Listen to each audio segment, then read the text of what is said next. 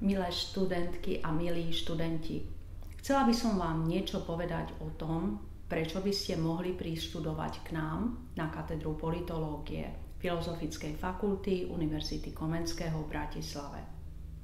Tým hlavným dôvodom je, ak máte záujem o politiku a veci verejné, ak chcete rozvíjať svoj talent, analyzovať, písať, pôsobiť v štátnej sfére, v oblasti medzinárodných vzťahov, prípadne v niektorých mimovládnych organizáciách alebo v celom sektore štátnej správy a občianskej spoločnosti, tak určite táto voľba prísť do Bratislavy na katedru politológie bude dobrou voľbou.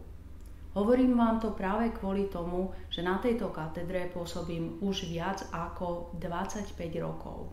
Táto katedra vznikla ako prvá katedra politológie u nás na Slovensku.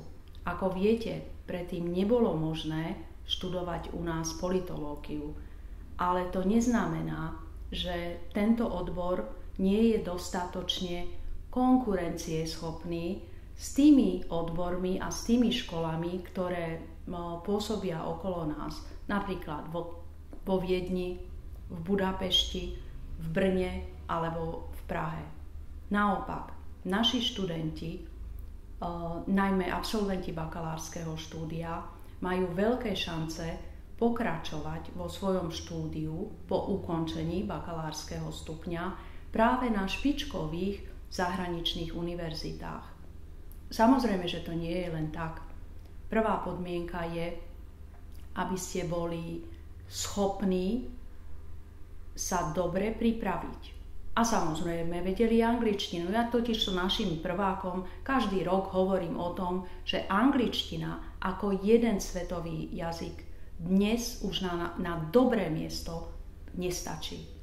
Vy máte svoj osud, vaše uplatnenie, to znamená niečo, čo zaujíma aj vašich rodičov vo svojich vlastných rukách. A samozrejme, my sme veľmi radi, keď vám budeme môcť pomôcť rozvinúť vaše schopnosti a zručnosti. No a čo vlastne preto robíme? To je tiež dobrá otázka, že?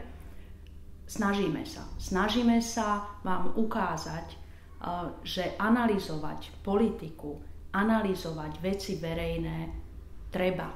Lebo inak celá naša spoločnosť sa bude stále krútiť v jednom kruhu a určite to aj počúvate od svojich spolužiakov, možno od svojich rodičov, ale čítate aj v médiách o tom, že politológia na Slovensku nemá asi dobré meno.